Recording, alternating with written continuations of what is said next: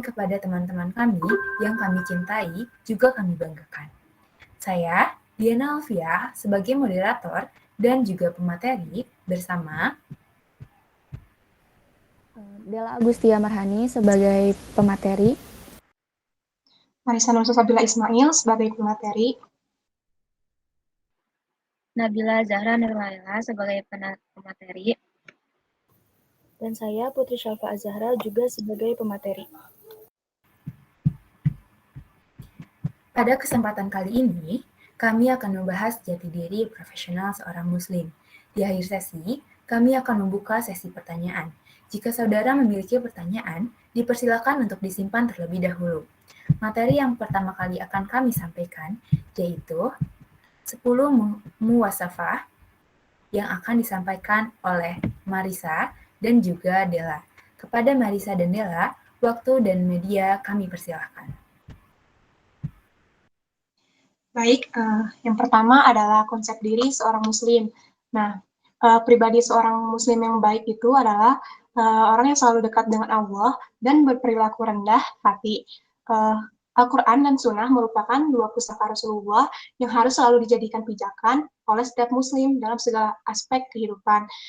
Satu dari sekian aspek kehidupan yang amat penting adalah pembentukan dan pengembangan pribadi Muslim. Karena persepsi masyarakat tentang pribadi Muslim itu sangat beragam, maka dari itu diperlukan standar pribadi Muslim yang berdasarkan Al-Quran dan Sunnah, sehingga akan menjadi acuan atau pedoman bagi seorang Muslim. Nah, itu yang disebut dengan muwasafat. Lanjut. Nah, ini bisa dilihat ya, ada 10 konsep diri atau 10 muwasafat. Ada salimul akidah, yang kedua ada sahihul ibadah, yang ketiga ada matinul huluk, boleh lanjut. Keempat ada kuwiyul jismi, yang kelima ada musaqqaful fikri, yang keenam ada qadirun al kasbi, yang ketujuh ada munazzamun fi syu'unihi. Lanjut.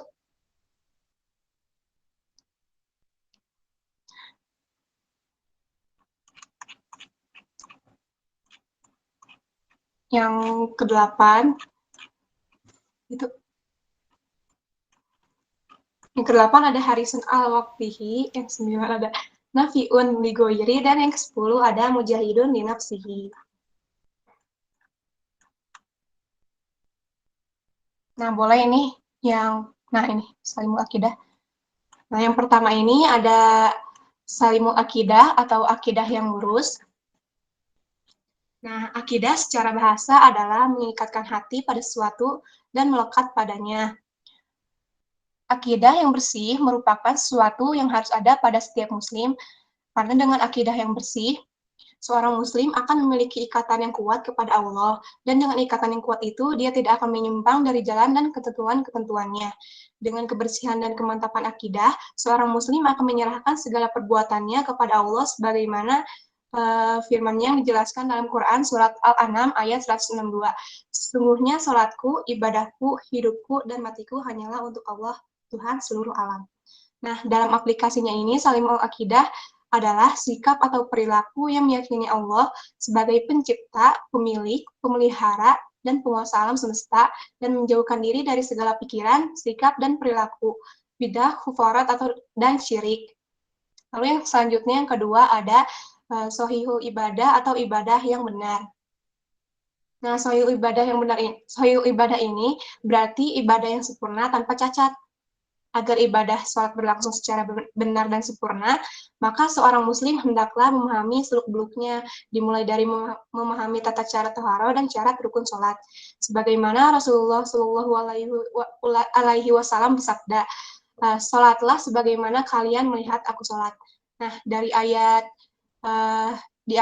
dari ayat tersebut dapat disimpulkan bahwa dalam melaksanakan setiap peribadatan haruslah merujuk kepada sunnah Rasul, yang berarti tidak boleh ada unsur penambahan maupun pengurangan.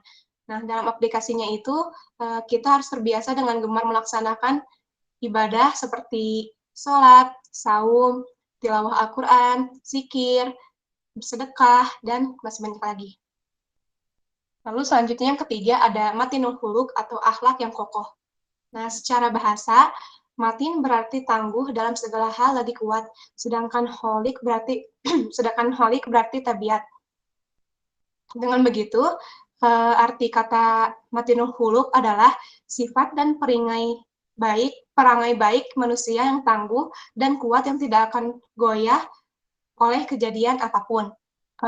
Matinul huluk atau akhlak yang kokoh merupakan sikap dan perilaku yang harus dimiliki oleh setiap muslim, baik dalam hubungannya kepada Allah maupun dengan makhluk-makhluknya. Karena dengan akhlak yang mulia, manusia akan bahagia dalam hidupnya. Akhlak adalah kepribadian manusia yang baik maupun yang buruk.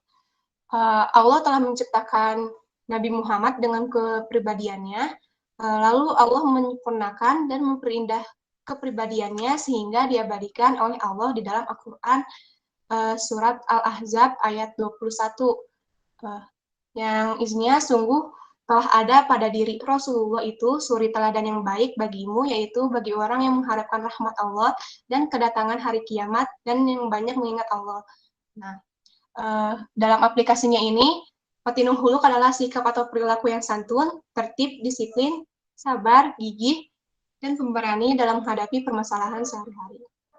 Lalu yang selanjutnya, yang keempat, ada qawiyul jismi atau jasmani yang kuat. Nah, qawiyul jismi ini merupakan salah satu sisi pribadi muslim yang harus ada.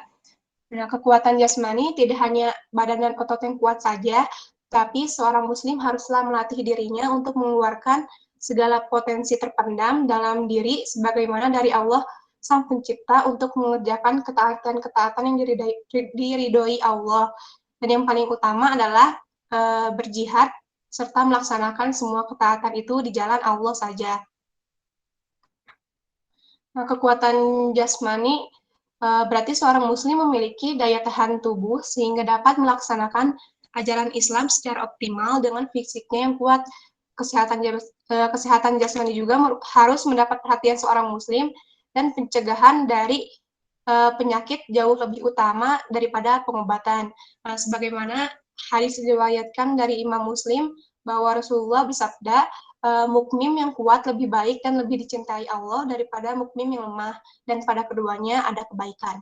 Nah, dalam aplikasinya ini, qawiyul jismi adalah perilaku yang memiliki sikap atau perilaku yang memiliki badan dan jiwa yang sehat dan bugar, stamina, dan daya tahan tubuh yang kuat, serta keterampilan bela diri yang berguna. Lalu yang selanjutnya yang kelima ada musakofu fikri atau wawasan yang luas. Nah, sakofa dalam bahasa Arab bermakna al-hazku, yakni keterampilan dalam segala pekerjaan, di mana seseorang dikatakan cerdas jika telah mencapai keterampilan tersebut. Sedangkan al-fikru adalah berpikir, yakni memfungsikan akal pikiran dalam memahami sesuatu. Jadi, musakofu fikri secara umum maknanya adalah kecakapan yang dimiliki seseorang sehingga mampu memperoleh informasi dan keterampilan yang menjadikannya mengetahui kebenaran segala sesuatu dan memanfaatkannya. Nah, musakofu fikri ini merupakan salah satu sisi pribadi muslim yang penting, karena di dalam Islam tidak ada satupun perbuatan yang harus kita lakukan kecuali harus dimulai dengan aktivitas berpikir. Karenanya seorang muslim harus memiliki wawasan keislaman dan keilmuan yang luas sebagaimana dijelaskan dalam Quran surat Az-Zumar ayat 9, yang isinya katakanlah, apakah sama orang-orang yang mengetahui dengan orang-orang yang tidak mengetahui? Sebenarnya hanya orang yang berakal sehat yang dapat menerima pelajaran. Nah, dalam aplikasinya ini, kita harus mampu berpikir kritis, logis, sistematis, dan kreatif yang menjadikan kita berpengetahuan luas dan menguasai kompetensi akademik dengan sebaik-baiknya dan cermat dalam mengatasi segala masalah yang dihadapi. Lalu yang selanjutnya yang keenam akan dijelaskan oleh teman saya, Della. Baik, melanjutkan. Yang keenam ada qadirun alal kasbi, yang memiliki arti yaitu mandiri, dan juga merupakan ciri lain yang harus ada pada diri seorang muslim. Mempertahankan kebenaran dan berjuang menegakkannya baru bisa dilakukan manakala seseorang memiliki kemandirian. Dalam kaitan menciptakan kemandirian inilah seorang muslim amat dituntut memiliki keahlian apa saja yang baik agar dengan keahliannya itu menjadi sebab baginya mendapat rezeki dari Allah Subhanahu wa taala, karena rezeki yang telah Allah sediakan harus diambil dan mengambilnya memerlukan skill dan keterampilan. Sebagaimana Allah berfirman pada surat Al-Mulk ayat 15, Dialah yang menjadikan bumi untuk kamu yang mudah dijelajahi, maka jelajahilah di segala penjurunya dan makanlah sebagian dari rezekinya. Dan hanya kepadanya lah kamu kembali setelah dibangkitkan. Pengaplikasian dari Qadirun alal kasbi ini adalah sikap atau perilaku mandiri dalam memenuhi keperluan sehari-hari dan memiliki bekal yang cukup dalam pengetahuan, kecakapan, dan keterampilan dalam usaha memenuhi kebutuhan nafkahnya.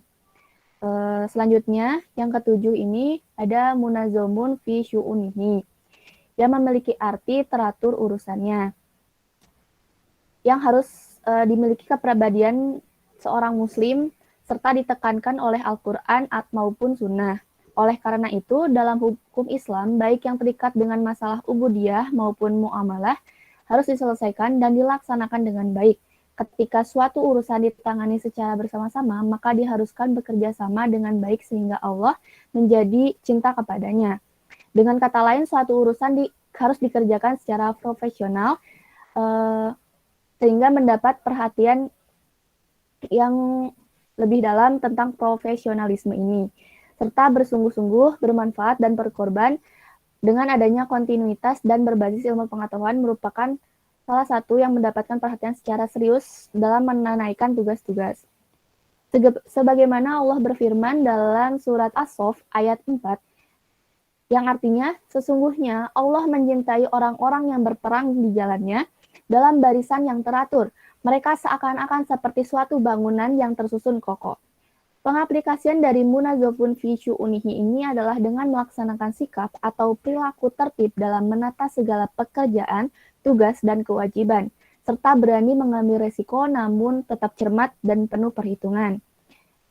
Selanjutnya yang ke-8, ada harisun alal waqtihi, yaitu pandai menjaga waktu. Al-hirsu artinya adalah kehendak yang kuat dan kerakusan pada apa yang dicari, dan juga bisa bermakna ketamakan. Sedangkan al-waktu adalah ukuran dari zaman. Bentuk jamaknya adalah auqotun.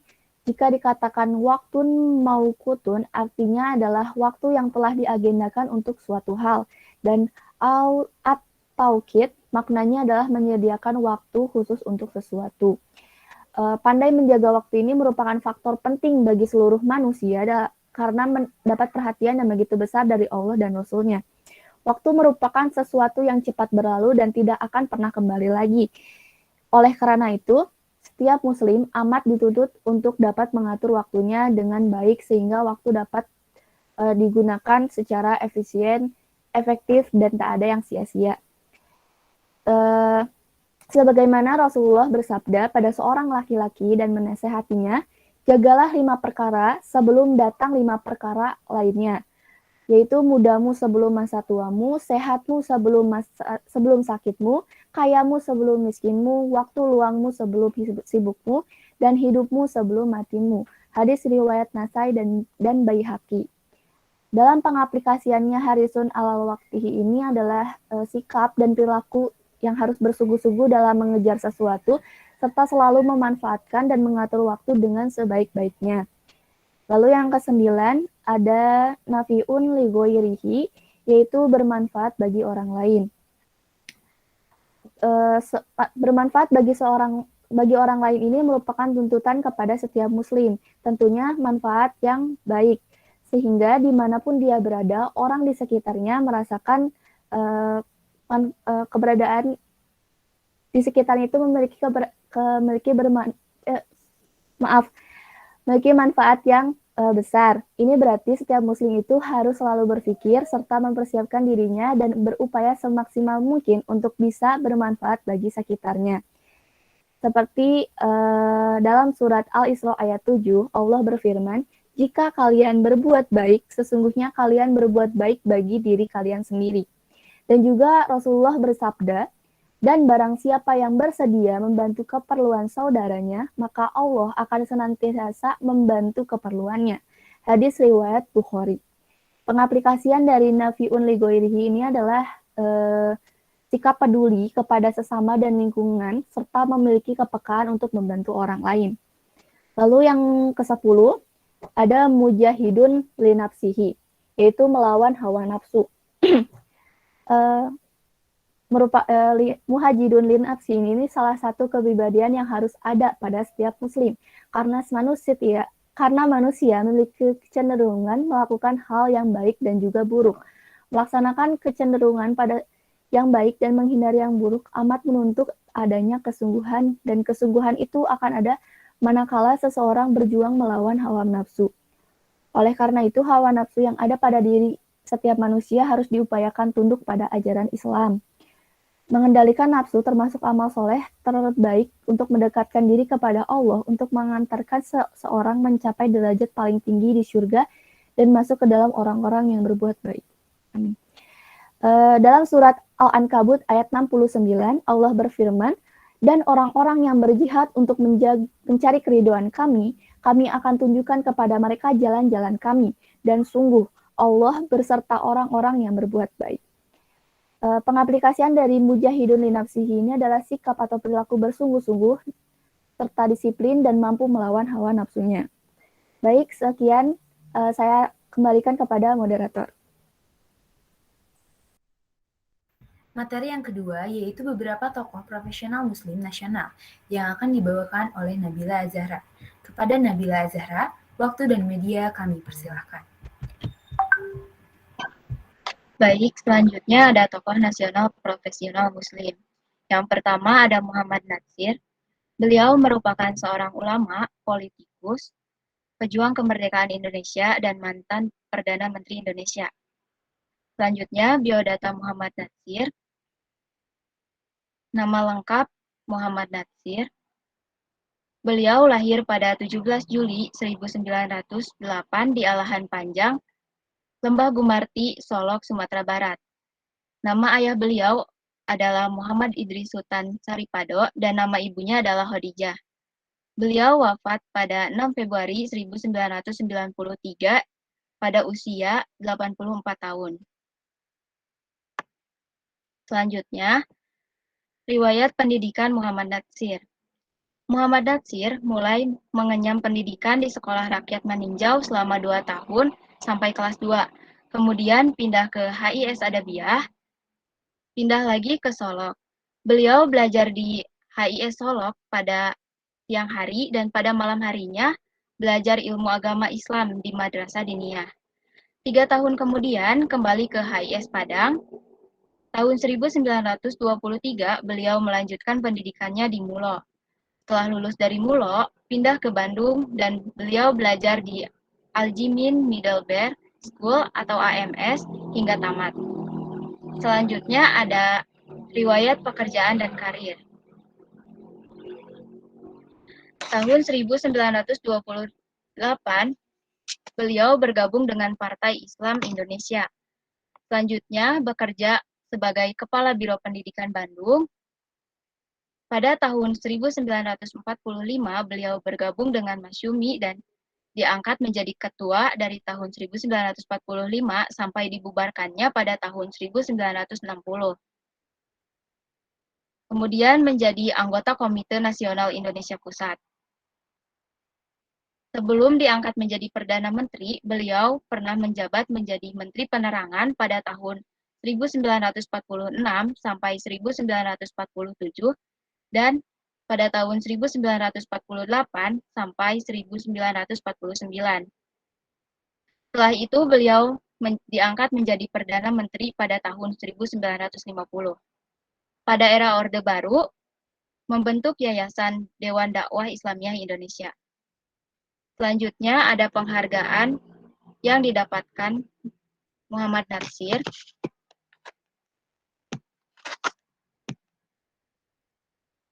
Yang pertama ada pada tahun 1957, beliau mendapatkan penghargaan Bintang Nican Istihar atau Grand Gordon dari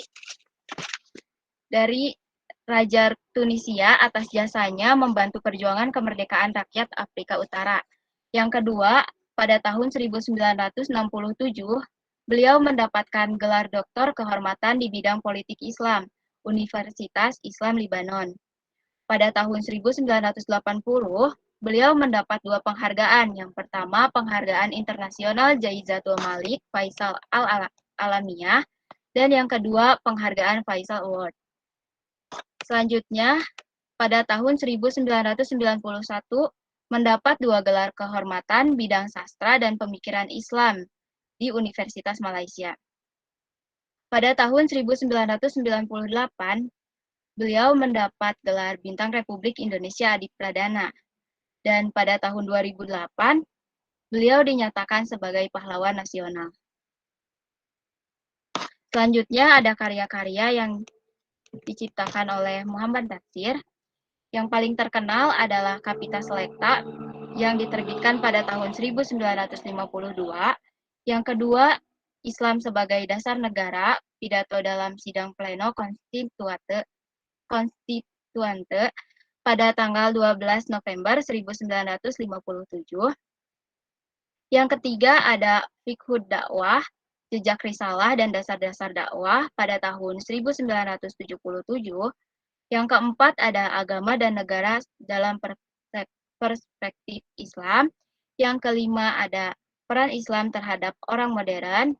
Dan yang terakhir ada Ideologisasi Gerakan Dakwah, episode kehidupan. Dan masih banyak lagi karya-karya lainnya yang diciptakan oleh Muhammad Natsir. Selanjutnya ada pemikiran Muhammad Natsir tentang Islam. Muhammad Natsir meyakini bahwa Islam merupakan agama yang mengutamakan nalar alias akal sehat dalam pengalaman setiap ajarnya. Maka baginya bukan hal yang salah jika Islam turut berperan dalam membangun bangsa melalui pemerintahan. Bahkan, beliau punya alasan kuat untuk mendudukan Islam sebagai dasar negara Indonesia. Tapi hal tersebut ditentang oleh Soekarno.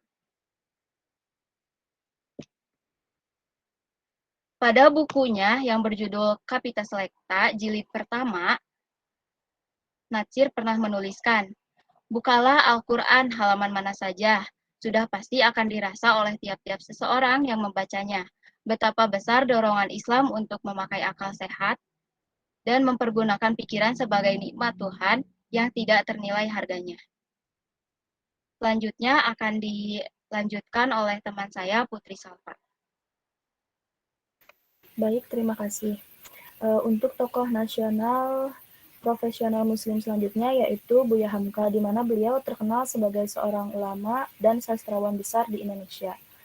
Selanjutnya, ini merupakan biodata dari Buya Hamka, memiliki nama lengkap Haji Abdul Malik Karim Amrullah, atau biasa disapa sebagai Buya Hamka, di mana Buya Hamka ini merupakan singkatan dari nama lengkap beliau.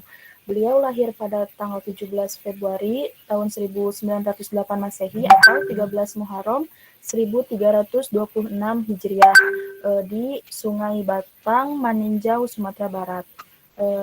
Ayah beliau bernama Haji Abdul Karim Amrullah atau biasa disebut dengan Haji Rasul.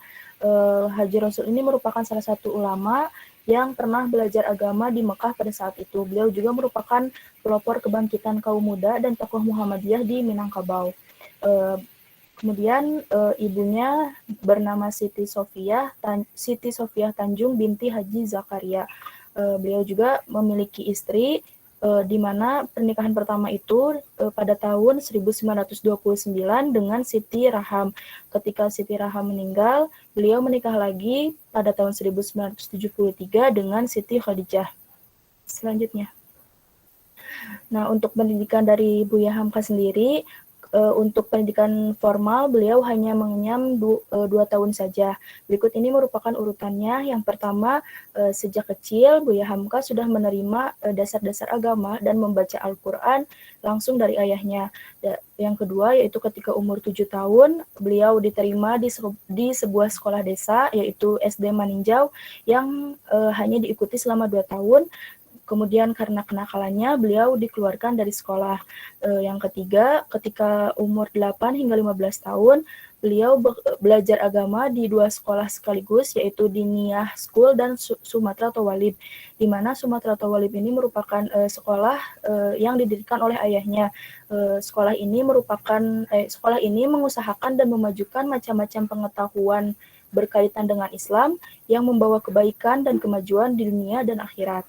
Di 2 sekolah ini, Buya Hamka mempelajari tentang agama dan mendalami bahasa Arab.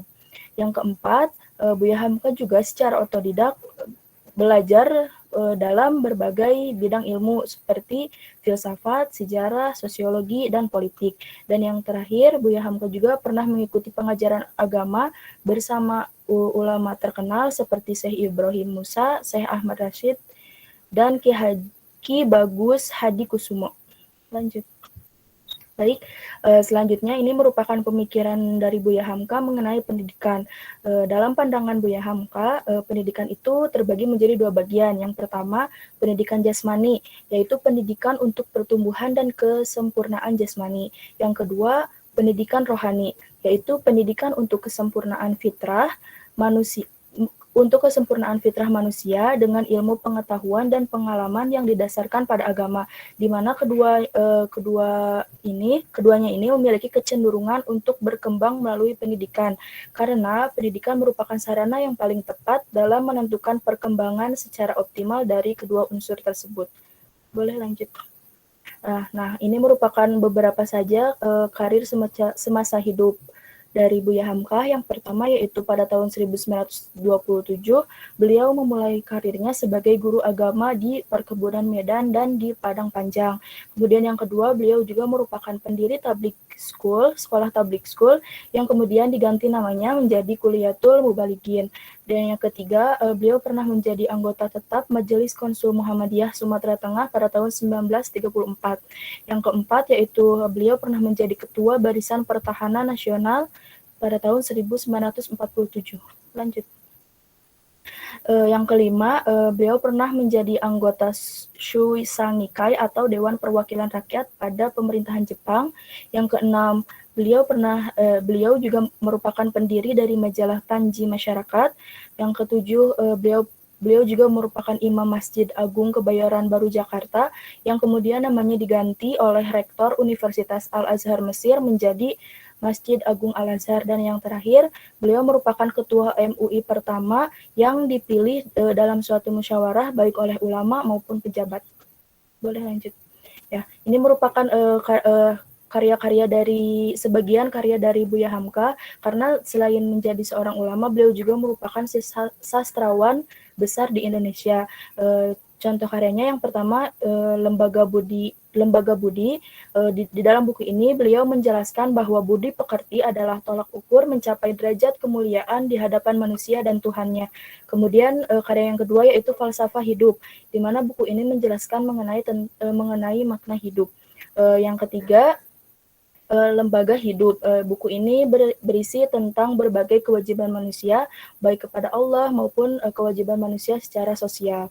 Yang keempat, yaitu berjudul Ayahku, Riwayat Hidup Dr. Haji Amarullah dan Perjuangan Kaum Agama di Sumatera, di mana buku ini berisi tentang kepribadian dan sepak terjang ayahnya, yaitu Haji Amarullah, atau sering disebut sebagai Haji Rasul, di mana Buya Hamka melukiskan perjuangan umat pada umumnya dan khususnya perjuangan ayahnya.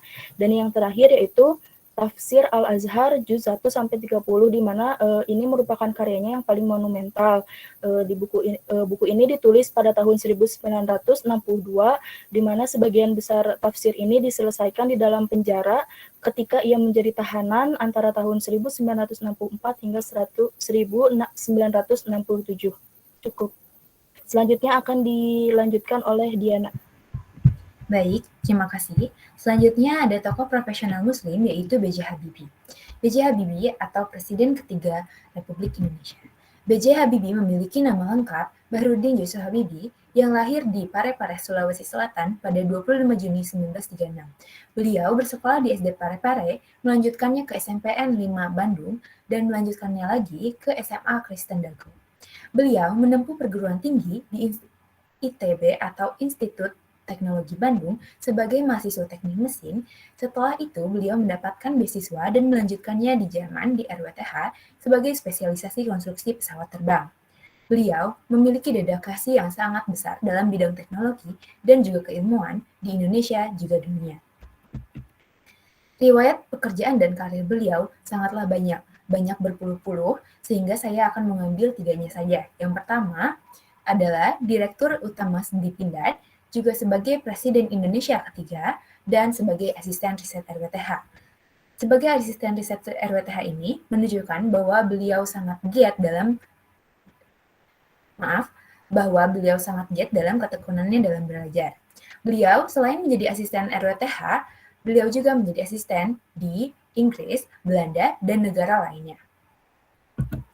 Karya dan penghargaan beliau juga mencapai 50, sehingga saya akan mengambil 3-nya saja. Yang pertama, pesawat N250 Gatot Kaca, yang kedua, buku Habibie dan Ainun, dan yang ketiga adalah formula faktor Habibie yang mengenai koreksi tentang pesawat terbang.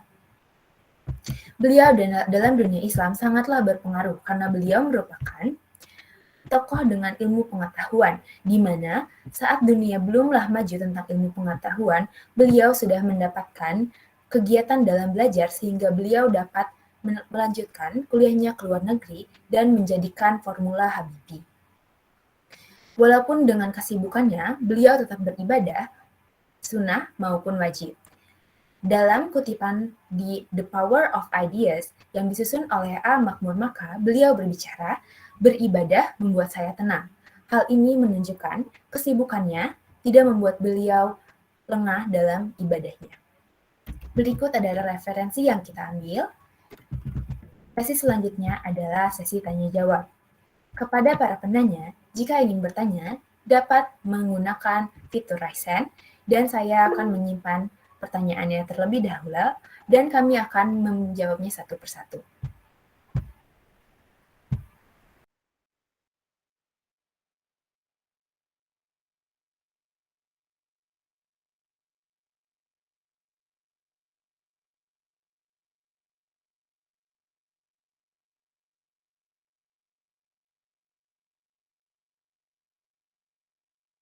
Baik, terima kasih.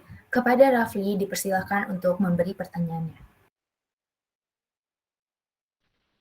Baik, terima kasih kepada kelompok 1 yang telah memaparkan materi dengan baik.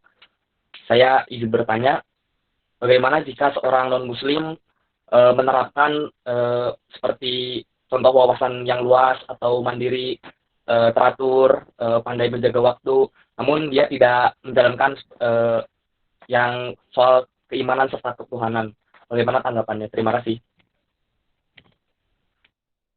Baik, terima kasih terhadap Rafli atas pertanyaannya. Selanjutnya pertanyaan dari Devia. Silakan kepada Devia untuk memaparkan pertanyaannya.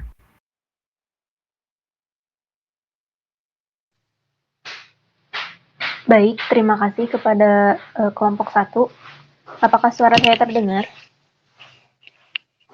Sudah terdengar, silakan.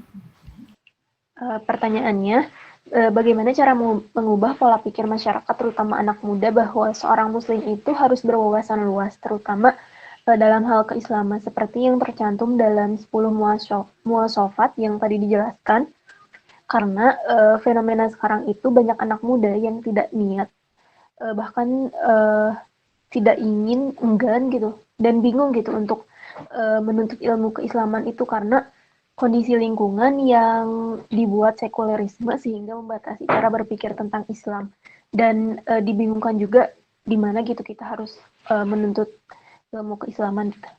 Terima kasih. Baik, terima kasih terhadap Devia atas pertanyaannya. Pertanyaan selanjutnya dari Novita. Kepada Novita dipersilakan. Sebelumnya, terima kasih kepada kelompok 1 yang Masya Allah sudah menjelaskan materinya dengan sangat baik. Tadi sudah dijelaskan bahwa konsep diri seorang muslim yang 10 musawafat, yang artinya tuh kayak semacam karakter yang sesuai dengan Al-Quran dan Sunnah yang menjadi pedoman seorang muslim.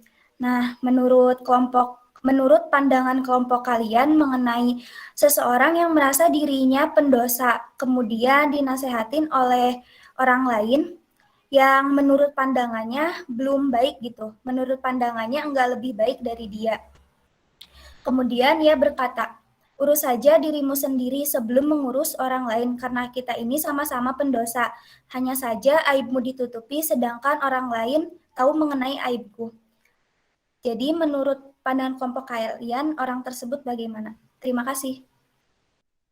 Baik, terima kasih kepada Novita atas pertanyaannya. Pertanyaan selanjutnya, Diva, silahkan.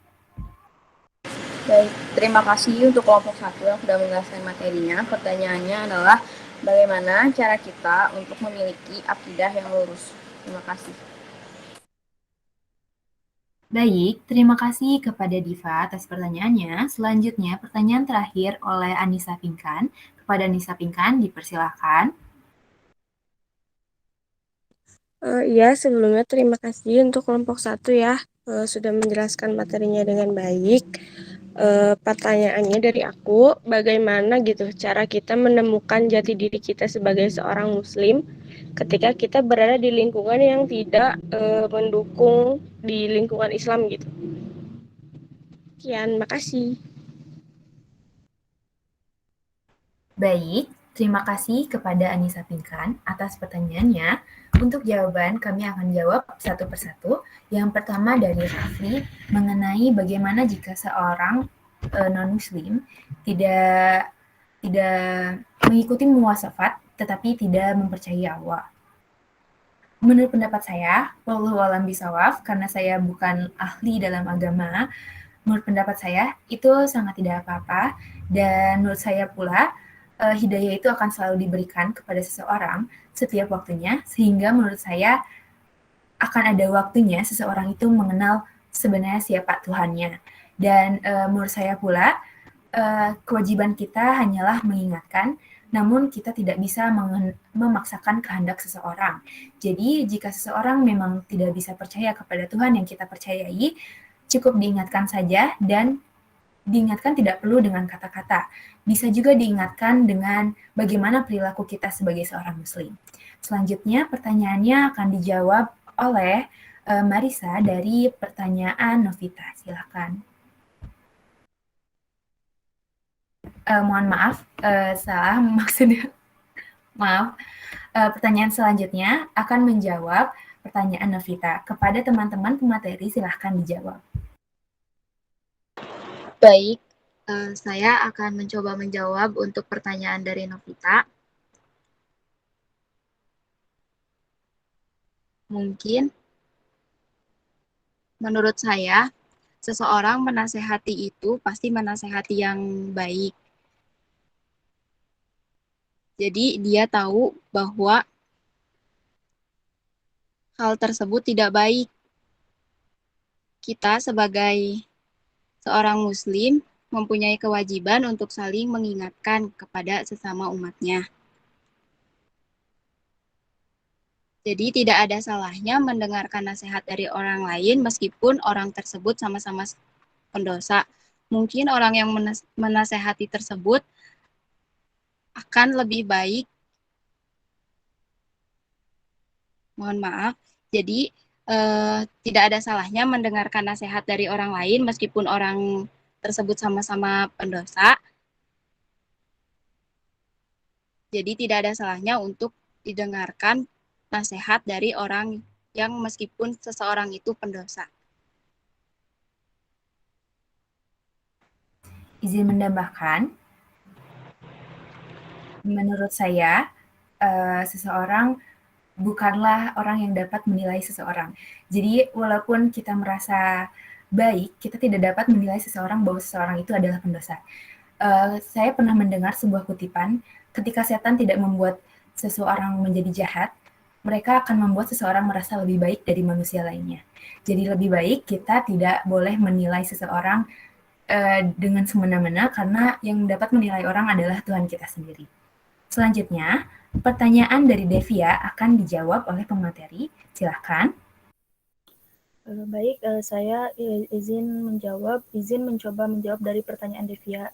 Saya ulang pertanyaannya, bagaimana cara mengubah pola pikir masyarakat, terutama anak muda, ketika adanya ketidakmauan atau keengganan untuk lebih banyak menuntut ilmu keislaman. Untuk menurut saya sendiri, untuk mengubah pola pikir suatu masyarakat itu tidaklah mudah, karena pola pikir itu terbentuk dari sebuah kebiasaan yang terus berulang-ulang, sehingga pola pikir itu sudah tertanam di dalam diri dan pikiran. Oleh karena itu, untuk mencegah dari ketidakmauan atau keengganan masyarakat terhadap menuntut ilmu yang lebih dalam mengenai ilmu agama, dalam hal ini ilmu Islam ya, butuh peran yang sangat penting dari orang tua, di mana orang tua ini berperan penting untuk menanamkan sejak dini bahwa pendidikan agama itu penting, mengaji itu penting, sehingga di mana ini itu bisa dilakukan dengan cara memasukkan anak ke dalam tempat mengaji atau ke dalam madrasah atau bahkan ke dalam sebuah pesantren, sehingga pikiran-pikiran mengenai pentingnya pendidikan agama ini sudah tertanam sejak dini gitu. Mungkin cukup. Pertanyaan selanjutnya dari pertanyaan Anissa Pinkan akan dijawab oleh pemateri. Silahkan. Baik, mungkin saya akan mencoba menjawab pertanyaan dari Apin, yaitu diulang pertanyaannya teh, bagaimana cara menemukan jati diri kita sebagai seorang Muslim ketika kita berada di lingkungan yang tidak mendukung Islam. Nah, kalau menurut saya ya, kita sebagai umat Muslim ya udah fokus aja gitu, fokus untuk menemukan jati diri kita gitu, apa namanya? Nah iya kayak gitu. Emang sih toleransi itu masih jadi tantangan sampai sekarang ini, cuman ya jadi kita apa namanya? Kita tuh harus paham dulu kita ini di dunia, kita ini sebagai Muslim, kita sebagai manusia di dalam Islam itu seperti untuk apa gitu, kayak kan sudah dijelaskan ya kalau fitrah kita sebagai manusia itu adalah untuk beribadah dan menjadi khalifah di bumi. Nah, jadi ya udah gitu, fokus aja ke jalannya. Insya Allah kalau misalnya kita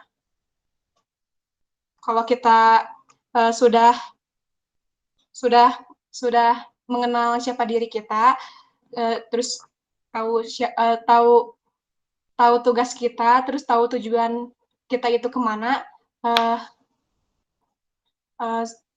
mungkin Allah akan memberikan kemudahan bagi hambanya yang bersungguh-sungguh meraih keridhoannya.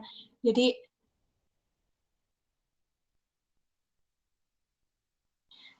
ya kayak gitu. Jadi apa namanya, kita sabar aja gitu, gak usah ngelunjak. Terus kalau misalnya ada masalah dengan orang-orang yang menolak Islam itu, kita selesaikan saja secara baik-baik. Memang kadang orang yang lebih mengerti itu, orang yang tidak mengerti lebih keras suaranya dibandingkan orang dengan yang paham. Mungkin segitu, semoga bisa dimengerti. Baik, selanjutnya akan menjawab pertanyaan dari Diva. Untuk pemateri, dipersilahkan. Baik, saya akan menjawab pertanyaan dari Diva, yaitu bagaimana cara kita memiliki akidah yang lurus. Menurut saya, akidah ini adalah ilmu dasar yang harus dimiliki setiap Muslim antara dirinya dan juga Tuhannya. Sehingga bila mana sejak dini akidahnya tidak kokoh, tidak mantap itu akan mudah melenceng di dalam dirinya gitu. Jadi kalau misalkan untuk punya akidah yang lurus ini, yang pertama itu harus punya keyakinan yang kuat, terus ada keyakinan dalam dirinya, juga lingkungan yang mendukung untuk dia memiliki akidah yang lurus itu. Kadang juga banyak lingkungan yang nggak mendukung, yang nggak sehat, meskipun dirinya punya keyakinan yang kuat, punya akidah yang kuat, tapi tetap saja akan terjerumus kepada hal-hal yang dilarang oleh Allah gitu. Semoga menjawab. Sejauh ini Seperti itu, Dipa. Apakah bisa dimengerti? Bisa. Makasih, Dewa. Baik, terima kasih. Kepada para penanya, apakah jawaban sudah cukup atau belum? Silakan untuk dijawab. Sudah cukup, terima kasih. Ya, sudah cukup, makasih.